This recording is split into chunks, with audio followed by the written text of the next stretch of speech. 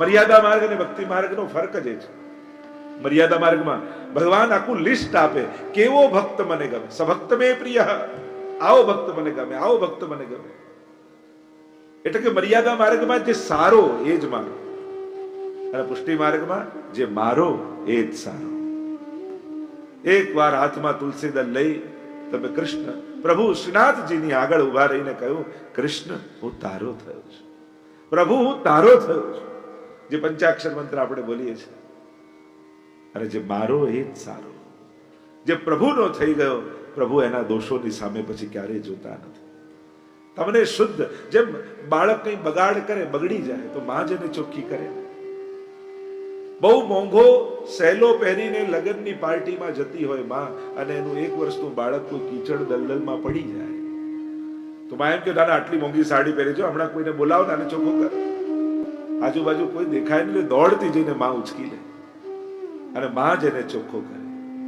તો આપણને ચોખ્ખો ભગવાન જ કરશે, આપણને શુદ્ધ પ્રભુ જ કરશે. કારણ કે એને તો આ માર્ગમાં આપણને ઉભા કર્યા છે, ભક્તિ માર્ગમાં આપણને પસંદ કર્યા છે, ભક્તિ માર્ગમાં આપણને એને ચાલતા કર્યા છે. અને જેણે ઉભા થતા શીખવાડ્યું હોય, એક વસ્તુ યાદ રાખજો, જે ચાલતા શીખવાડતું હોય એ તમને ક્યારે પડવા નહીં દે. ઘણી વાર આંગળી છોડીને માં ચાલતા શીખવાડે બાળકને, દૂર ઊભી રહી જાય, બેટા આવ, પણ દૂર એટલા માટે ઊભી છે કે એ ચાલતો થાય, અને 4-5 ડગલા કરીને જ્યાં પડવા જાય દોડતી જઈને માં પકડી લે. એમાં ભક્તિ માર્ગમાં પતનનો ભય નથી, કારણ ઉભા એને કર્યા છે, ચાલતા એ શીખવાડે છે. જ્યાં પડવા જશો દોડતા જઈ ઠાકોરજી તમને ખોળામાં લઈ લેશે, આ નિશ્ચિત વાત છે. એટલે એક વાર જલને કોઈએ પૂછ્યું કે તું તારી અંદર જેને નાખો એને ડૂબાડી દે. પાણીને પૂછ્યું, પણ આ લાકડા જોડે તારો એવો કયો પ્રેમ છે કે એને તરાવે છે, એને તારે છે? જલને ડુબાવે કાષ્ટ કો यह कौन प्रेम की रीत. એવો તારો કયો પ્રેમ આ લાકડા જોડે છે કે બાકી બધાને ડુબાડી દે ને લાકડાને તરાવે? એવો તે કયો સ્નેહ. જલને ડુબાવે કાષ્ટ કો यह कौन प्रेम की रीत. અને ત્યારે પાણીએ કહ્યું, અપનો સીંચ્યો જાન કે યે બડેન की रीत. કે આજને તો મેં જ સીંચીને મોટું કર્યું છે, બીજ રૂપે હતું, અને મને જ પાઈ જલ પાઈ અને મેં જ આને મોટું કર્યું છે. અને જેને આપણે મોટા કર્યા હોય ને એને આપણે ડૂબાડીએ નહીં, જેને આપણે જ ચાલતા કર્યા હોય ને પડવા ન દઈએ. એટલે ભક્તિ માર્ગમાં એટલે શાસ્ત્રોએ કહ્યું, ધાવન નિમિલ્યવા નેત્રે નસ્ખલે ન પતે દિહ. આંખો બંધ કરીને આ માર્ગમાં દોડો. અહીંયા પડવાનો કે પતનનો કોઈ ભય નથી, કારણ આ માર્ગના રક્ષક પરમાત્મા પોતે છે. એટલે જ આપણે ત્યાં 2 ઉદાહરણ આપવામાં આવે ને, મર્યાદા ભક્તિ ને પુષ્ટિ ભક્તિ. એક છે વાંદરાના બચ્ચા જેવી ભક્તિ, બીજી છે બિલાડીના બચ્ચા જેવી ભક્તિ. રાયે ઉદાહરણ આપવામાં આવતા કે વાંદરાનું બચ્ચું માના પેટ સાથે ચોટેલું રહે, અને વાંદરું એક ડાળથી બીજે ડાળ, એક મકાનથી બીજે મકાન કૂદે. ચિંતા માને ન હોય, ચિંતા બચ્ચાને હોય, કારણ કે એને પકડ્યું છે ને, એને ભય હોય કે જો મારી પકડ છૂટશે તો હું પડીશ. પણ બિલાડીનું બચ્ચું હોય ને, એની માં એને મોઢામાં પકડીને લઈ જાય. અહીંયા બચ્ચાએ નથી પકડ્યું, માએ પકડ્યું છે.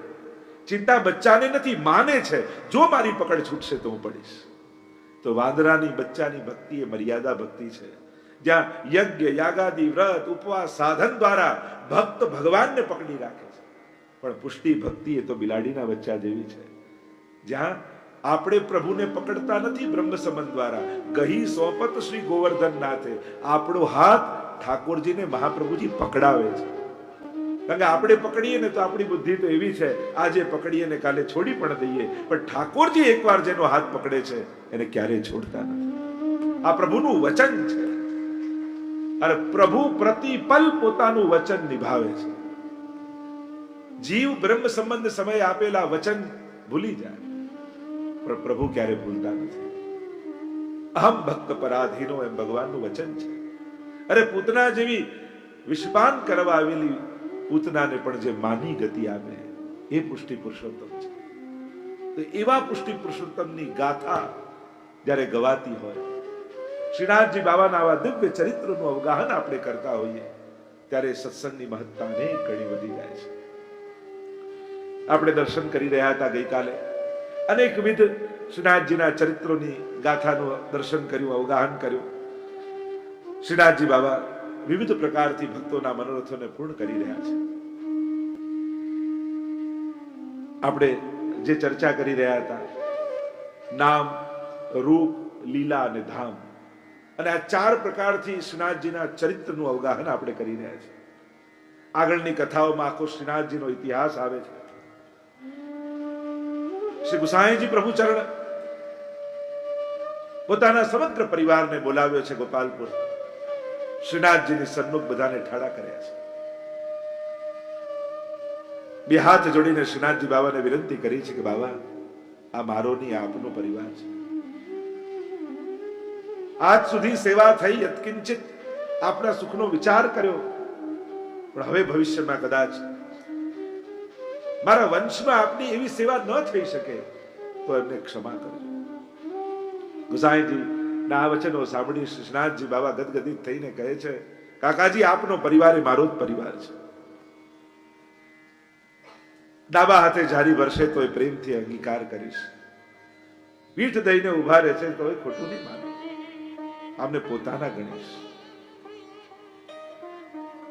બધા જ પરિવારને કહ્યું છે, શ્રીનાથજી જ આપણું સર્વસ્વ છે. એને પોતાના સર્વ સુખો છોડીને પણ એમની સેવાનો વિચાર કરે. જેમ મહાપ્રભુજી યદા બહિર્મુખા યુયમ ભવિષ્યત કથમચન તદા કાલ પ્રવાહસ્તા દેહ ચિત્તા દયો. જો તમે બહિર્મુખ થયા તો કાલના પ્રવાહમાં વહી જશો. જે શિક્ષા શ્લોકી નામનો ગ્રંથ મહાપ્રભુજી લખી ગયા, અને આ ઉપદેશ બધા માટે છે. યદા બહિર્મુખા યુયમ બહુવચનનો પ્રયોગ કર્યો છે. જો 2 બાળકોને જ કહે તો દ્વિવચનનો પ્રયોગ થાય. સમસ્ત પુષ્ટિ સૃષ્ટિ માટેનો ઉદ્ઘોષ ઉપદેશ શ્રી મહાપ્રભુજી એ સમય આપ્યો છે. અને એ જ વાત ગુસાઈજી અહીંયા કરી રહ્યા છે. કલયુગથી બચવા માટે એક જ ઉપાય છે, અને એ છે પ્રભુની સન્મુખતા. પુનઃ પુનઃ કહીશ વૈષ્ણવો, ઠાકોરજીથી ડરો નહીં, ગભરાઓ નહીં. એમના વૈભવ વિશે જાણીને વિચારીને સેવાથી કતરાઓ નહીં. સેવાનો વૈભવ જુદી વાત છે અને ભગવત સેવા જુદી વાત છે. આજે રીત પ્રીત આ તો વલ્લભકુલના આચાર્યોએ પોતાના વૈભવને અંગીકાર કરાવવા માટે બનાવી છે. પણ એ સેવાના વૈભવ અને અપ્રસની મર્યાદાને જોઈ પ્રભુથી ન ડરશો. તમારા ઘરમાં જેવી વ્યવસ્થા હોય, જેવી અનુકૂળતા હોય, પણ ફરી કહીશ, પ્રભુ વગરનું ઘર વૈષ્ણવનું ન હોવું જોઈએ. એક ખૂણો ઠાકોરજીનો નિશ્ચિત હોવો જોઈએ. કેટલી સાઈઝનું મંદિર છે, ગૌણ વાત છે. પ્રભુ ક્યારે પણ પધારતા પહેલા કોઈને લિસ્ટ મોકલે છે કે મને આટલું સાઈઝનું તો જોઈશે, મને આવી સામગ્રી તો જોઈશે, મને આવા શૃંગાર જોઈશે. પ્રભુ કેવલ ને કેવલ તમારા માટે આવે છે. અને એટલા માટે તમે ડરો છો એ સેવાના વૈભવથી ડરો છો. તમે ડરો છો એ અપરસની મર્યાદાથી ડરો છો. પણ આ બધાથી પર ઠાકોરજીની સેવા છે. મહાપ્રભુજી અને ગુસાઈજીના સમયની સેવાનો ક્રમ જુઓ, એ સમયના વૈષ્ણવની વ્યવસ્થાને જુઓ, તો તમને સેવા બહુ સુગમ લાગશે, બહુ સરળ લાગશે. અને એટલા માટે એમ તો મુંબઈમાં પ્રાય દરેકના ઘરે પ્રભુ કોઈ ને કોઈ પ્રકારથી પધારતા હોય. પુષ્ટાઈને કરો તો ઉત્તમ, કદાચ પુષ્ટાઈને ન કરી શકો પણ ઠાકોરજીનું સ્વરૂપ ઘરે જરૂર પધરાવો. જેણે આ જીવન આપ્યું છે એના માટે ઘરમાં જગ્યા ન હોય તો આપણી જાતને વૈષ્ણવ કેમ કહીશું? જે 2 ટંક પેટ ભરીને જમાડે છે એના માટે કટોરી મિશ્રી ઘરમાં ન હોય તો આપણી જાતને વૈષ્ણવ કેમ કહીશું? જેણે આખું ઘર આપ્યું એના માટે 2 બાય 2 નો ખૂણોય ન કાઢી શકીએ તો આપણી જાતને વૈષ્ણવ કેમ કહીશું? જેણે દિવસમાં 24 કલાક આપણને આપ્યા એના માટે અડધો કલાક ન કાઢી શકીએ તો આપણી જાતને વૈષ્ણવ કેમ કહીશું? ચિંતન કરજો, વિચાર કરજો. આપણું ઘર એક વૈષ્ણવનું ઘર છે. સાધારણ કરતા કંઈક વિશેષ છે. અને એટલા માટે આપણા માટે અપરસ કે આ બધું બંધન નથી. ઘણી વાર લોકો અમને પૂછે છે, આપ લોકોને કેવું બંધન? આવું જ પહેરવું પડે ને આમ જ રહેવાય ને આમ જ કહેવાય ને આમ જ રહેવાનું, કેટલું બધું બંધન. મેં તો આ બંધન નથી. મહાપ્રભુજીની આજ્ઞામાં જીવી શકીએ છે ને એ અમારું બંધન નહીં, એ અમારા માટે ગૌરવ છે. પ્રતિપલ એ વાત જીવનને ગૌરવ આપે છે કે હા, મહાપ્રભુજીની આજ્ઞામાં યત્કિંચિત રહેવાય છે. જે જવાબદારી મહાપ્રભુજી અમને આપીને ગયા છે, અમે પણ રૂમમાં એસી ચાલુ કરીને ઘરે રહી શકીએ આરામથી. ક્યાંય ન જઈએ તો ક્યાં જવાની જરૂર નથી. પણ પ્રતિપલ યાદ છે કે મહાપ્રભુજીએ જે જવાબદારી આપી છે એ ઘરમાં બેસીને રહેવા માટે નથી આપી, ઘર બાર છોડી આપના ઘરે ઘરે ઠાકોરજી પધરાવવા માટેની જવાબદારી. તમારા બાળકોને વૈષ્ણવી સંસ્કારથી સમૃદ્ધિ મળે, વૈષ્ણવી સંસ્કારથી સમૃદ્ધ થાય, એટલા માટે અમારા બાળકોને અમે ઘરે છોડીને બહાર નીકળીએ છીએ. આ મહાપ્રભુજીની આપેલી જવાબદારી છે. દરેક વસ્તુ લાભ અને હાનિ નથી વિચાર કરીને થતી હતી, દરેક વસ્તુ સુખ દુઃખનો વિચાર કરીને જીવનમાં નથી થતી. ઘણીવાર જીવનના કેટલાક લક્ષ્યો ને જવાબદારીઓ વિચાર કરી અને જીવવાતું હોય છે. અને જે વ્યક્તિ એ જવાબદારીઓને ભૂલી જાય છે એને મોટા પદ પર બેસવાનો અધિકાર નથી. એને સમાજના એ પદ પર જ્યાં હજારો લોકોની શ્રદ્ધા જોડાયેલી હોય એ સ્થાન પર બેસવાનો અધિકાર એને નથી રહેતો. જ્યારે ઊંચા પદ પર બેસેલા વ્યક્તિઓના લક્ષ્ય નીચા થઈ જાય ને ત્યારે સમાજને બહુ મોટું નુકસાન થતું હોય છે. સમાજ પછી દિશાશૂન્ય થઈ જતું હોય છે. અને એટલા માટે જ્યારે જ્યારે સત્સંગ હોય, કથા હોય, ત્યારે એક વૈષ્ણવ પણ ઠાકોરજી પુષ્ટાઈ જાય ને અમને એમ લાગે કે અમારો ધક્કો ખાવો સફળ થઈ ગયો. સમાજને સ્વસ્થ બનાવવા માટે સમાજમાં ભક્તિનો પ્રચાર થવો નિતાંત આવશ્યક છે. કારણ કે ભક્તિ કરતો હશે ને ભગવાનની, એ પાપ કરતા ડરશે. કાયદાઓ માણસને પાપ કરતા નહીં રોકી શકે. જેટલા કાયદાઓ કડક થઈ રહ્યા છે એટલા જ પાપ વધી રહ્યા છે કે નહીં? તમે એમ માનો કે કાયદા કડક હોય તો રોકાઈ જાય, નથી, રોકાતું નથી. આપણો આત્મા આપણને રોકશે ને તો જ આપણે પાપ કરતા રોકાઈશું. બાકી કોઈ બંધન, કોઈ ભય, કોઈ કાયદા, કોઈ વ્યક્તિ આજના સમયમાં કોઈને રોકી શકે એમ નથી. બાળકોને પહેલેથી ભક્તિના સંસ્કાર આપ્યા હશે તો એનો જ આત્મા એને રોકશે કે ના, મારાથી આમ ન કરાય. અને તો જ આ બધું રોકાશે. ઉત્તમ સમાજ જોઈતો હોય તો બધાને ભક્તિના રંગે રંગવા પડશે. કેવલ ભય કામ નહીં આવે, કેવલ બંધન કામ નહીં આવે, છેલ્લે તો સંસ્કાર જ કામ આવશે. અને એટલા માટે આજનો સમાજ, આપણે એમ માનીએ કે આ હોસ્પિટલો વધે તો સારું થશે, બેંકો વધે તો સારું થશે, પોલીસ સ્ટેશનો વધે તો સારું થશે, સ્કૂલો વધશે તો બધું થશે. 100 વર્ષ પહેલા આજે જેટલી સ્કૂલો છે એટલી નહોતી. 100 વર્ષ પહેલા આજે જેટલી બેંકો છે એટલી નહોતી. 100 વર્ષ પહેલા આજે જેટલી હોસ્પિટલો છે એટલી નહોતી. 100 વર્ષ પહેલા આજે જેટલા પોલીસ સ્ટેશન જેટલા નહોતા.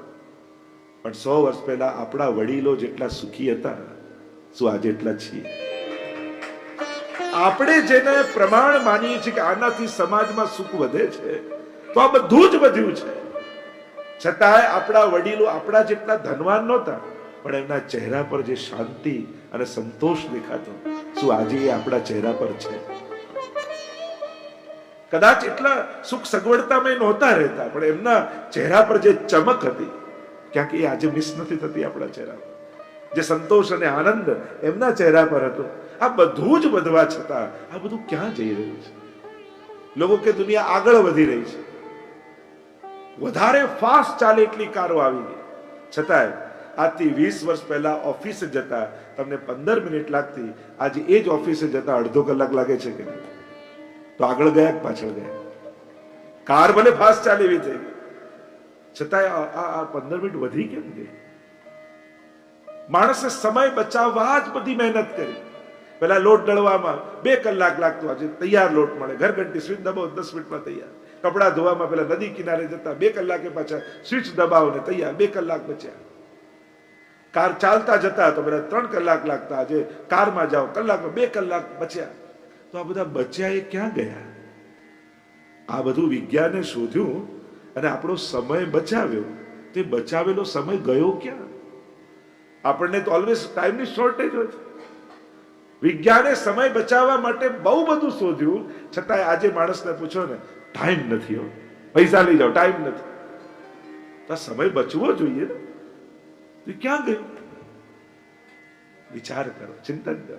આ મોબાઈલ બી સમય બચાવવા માટે, જો એનાથી કેલેન્ડર હવે નથી રાખવું પડતું, ઘડિયાળ નથી પહેરવી પડતી, ટાઈમ ટેબલ, કેટલી બધી વસ્તુ જતી રહી એનાથી, એક મોબાઈલથી એમ જોવા જાવ. સમય ક્યાં છે? એટલે મૂળ વાત, પહેલા સવારે ઉઠતા તો આમ આંખ મારી ઉઘડે, ને અત્યારે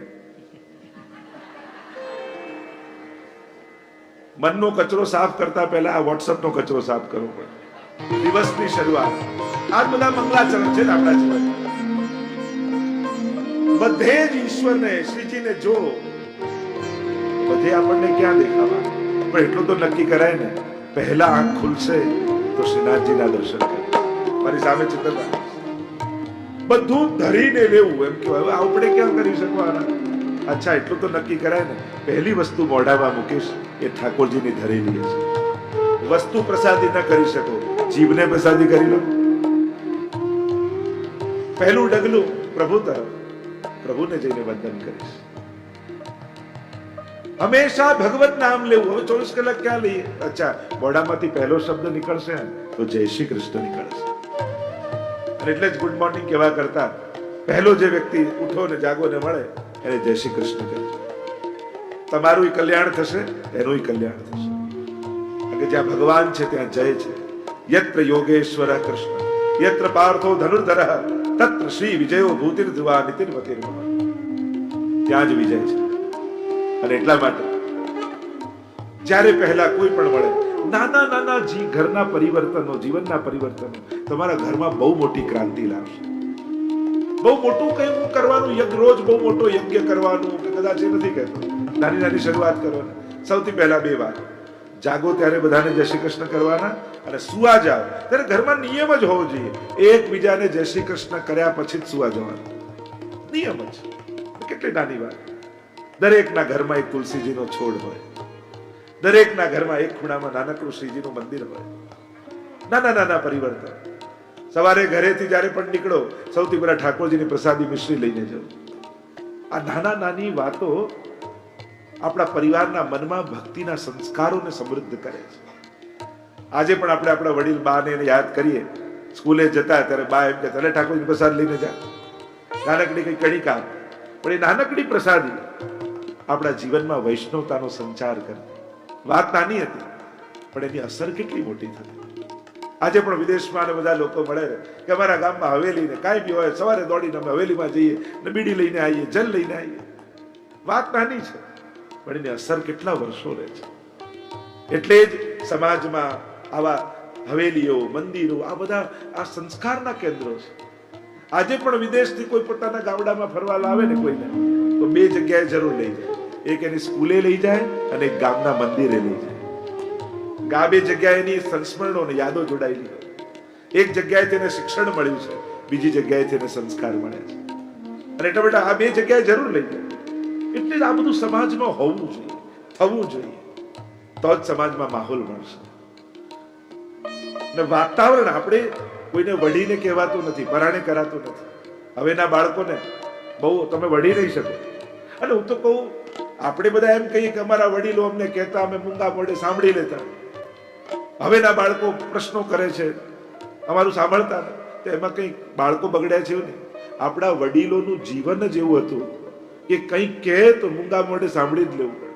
સામે ક્વેશ્ચન કરવા જેવું કંઈ હતું જ નહીં એમના જીવન. અને આજે મારો પ્રશ્ન તમને એટલો છે, શું આપણી અંદર કોઈ એક વાત એવી ખરી કે જેનું આપણું એક્ઝામ્પલ આપી બાળકને આપણે ટોકી શકીએ? જ્યારે આપણે ઉદાહરણ રૂપ ન રહીએ, આદર્શ રૂપ પરિવારમાં ન રહીએ, તો આપણી વાત કોઈ માનવાય તૈયાર નથી. બાળક કે તમે તો આવું કરો છો, મને છે ને ના પાડો છો. ઉપદેશ આપવાથી નહીં થાય, ઉદાહરણ બનવું પડશે, એક્ઝામ્પલ પરિવાર માટે બનવું પડશે. અને એટલા માટે બાળકો બગડ્યાની વડીલોનું જીવન એવું હતું કે એ જીવતા જે રીતે કે એમના જીવનમાં કોઈ ક્વેશ્ચન કરવાનો પ્રશ્ન નહીં રહેતો. અને એટલા માટે બાળકો માટે પરિવારમાં એક્ઝામ્પલ રૂપ બનો, ઉદાહરણ રૂપ નહીં બનો ત્યાં સુધી આગળ એ વાત પહોંચશે. હવે કોરા ઉપદેશો કામ નહીં લાગે, તમારે પ્રેરક બનવું પડશે. જો બેટા ક્યારેક બેસાડીને વાત કરો, આપણા જીવનમાં બહુ સુખ દુઃખ અને ઉતાર ચઢાવ આવ્યા, પણ શ્રીનાથજીની ભક્તિ પકડી રાખી, એમના ચરણને પકડી રાખ્યા, ઠાકોરજી આપણને બધેથી પાર કરી. બેટા જીવનમાં ક્યારે પણ એવું લાગે તું છે ને ઠાકોરજીના ચરણ ન છોડતો, તને કોઈ સંકટો બાંધી નહીં શકે. ક્યારેક પ્રેમથી બેસાડીને વાત કરશો ને, હું તમને ખાતરી આપું છું બીજા દિવસથી ઠાકોરજીને દંડવત કરતો થઈ જશે. તમે કહો તું તો માનતો જ નથી, તું તો આવતો જ નથી ને, તું તો ફરિયાદ કરે છે, ક્યારેક તો પકડી રાખ. આવું કરશો તો ક્યારેય નહીં આવે. ક્યારે દિલ ખોલીને શેર કરો તમારી ભાવના કે આપણા પૂર્વજોથી લઈ આજ સુધી આ ઠાકોરજી બિરાજતા રહ્યા અને આપણી રક્ષા કરતા રહ્યા. કેટલાય લોકો આયા ને ગયા, સુખમાં ટોળું થઈ ગયું, દુઃખમાં બધા ભાગી ગયા, પણ આપણા ઠાકોરજી આપણો સાથ ક્યારેય છોડ્યો નહીં. બેટા બધું છૂટે તો વાંધો નહીં, આમને ન છોડતો. ક્યારેક સાસુ વહુને બેસાડીને દિલ ખોલીને આવી વાત કરશે ને તો વહુ ચોક્કસ કહેશે કે બા ચિંતા ન કરતા, તમારા પછી હું ઠાકોરજીની સેવા કરીશ. પણ ક્યારેક તમારા ફિલિંગ્સ આ રીતે સારી રીતે શેર તો કરો. ક્યારેક ઉત્તમ રીતે બેસાડીને વાત કરો તો જરૂર થશે. પ્રભુની કૃપાનો અહેસાસ કરાવો. અને એટલા માટે આવતી પેઢીને પ્રેરવા માટે સારી વ્યવસ્થાઓ મૂકી જાઓ, સારી સંસ્થાઓ મૂકી જાઓ, સારી ભક્તિ કરવાની સુવિધાઓ ઊભી કરી જાઓ, તો જ આવતી પેઢી આમાં જોડાશે. બાકી તમે પરાણે કરવા જશો તો કઈ નહીં. એમને હવેલી આવીને આનંદ થવો જોઈએ. એમની સ્પેસ શું, એમની જગ્યા શું મંદિરમાં, કે આઈને અમે કરીએ શું? કોઈ જગ્યા જ નથી હોતી એમના માટે. આઈને એ આત્મસાત નથી કરી શકતા ઠાકોરજી સાથે. અને એટલા માટે કંઈક મૂળથી વિચારવું પડશે. ચર્ચા નીકળશે ત્યારે કરીશું. આપણે તો નામ, રૂપ, લીલા અને ધામ આ ચારે રીતે શ્રીનાથજીના ચરિત્રને જોઈ રહ્યા છે. શ્રી ગુસાઈજી પ્રભુ ચરણ સમગ્ર પરિવારને સન્મુખ રાખીને વિનંતી કરી રહ્યા છે. શ્રીનાથજીએ કહ્યું, આપ નિર્ભય થઈ જાઓ. ગુસાઈજી ગોવિંદ સ્વામીને અને ગિરધરજીને લઈને ચાલ્યા છે સુંદર શિલા પાસે. ગિરધરજીને ત્યાં ઉભા રાખી દીધા, ઉપરનો રાખી દીધો. એવો પ્રસંગ આવે છે કે એકવાર ગુસાઈજી ગોકુલમાં અટારી પર ઠાડા અને બહાર કંઈક મોટો અવાજ આવી રહ્યો.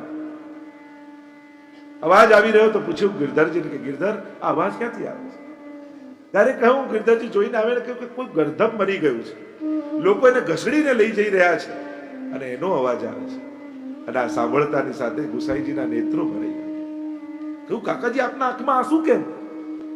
ગુસાઈજીએ કહ્યું કે આ ગર્ધબ કેટલો ભાગ્યશાળી છે કે મર્યા પછી પણ એનો શરીર વ્રજરજમાં આળોટાઈ રહ્યો છે. ગિરધર મેરે સાથ ભી એસો હી કર્યો, મારી સાથે પણ આવું જ કર્યું. અને કહેવાય છે કે પોતાનો ઉપરનો ગુસાઈજી મૂકી ગયા અને ગોવિંદ સ્વામીને લઈ ગયા. સુંદર શિલાને ખસેડી અને ગોવિંદ સ્વામીને સાથે લઈ સદેહ ગિરિરાજજી ની કંદરામાં ગુસાઈજીએ પ્રવેશ કરી દીધો. બોલો ગુસાઈજી પરમ દયાલ કી જય. સદેહ પ્રવેશ કર્યો. અને કહેવાય છે કે ગિરધરજીએ એ ઉપરણાને વ્રજરજમાં આળોટાવતા અને ઉપરણાનો અગ્નિ સંસ્કાર કર્યો. એટલે જ આપણે ત્યાં આસુર વ્યામો લીલા કહેવાય છે. અલૌકિક રૂપે પ્રાગટ્ય છે અને અલૌકિક રૂપે ગમન છે. જન્મ અને મૃત્યુ તો સાધારણ અને લૌકિક લોકોના થાય. આ તો પધાર્યા પ્રભુ, આવિર્ભૂત થયા અને તિરોધાન થઈ ગયા. આપ સ્વધામ પધારી ગયા. જ્યારે આ સમાચાર ચતુર્ભુજ દાસ આદિએ સાંભળ્યા, પ્રાણોના ત્યાગ કરી દીધા.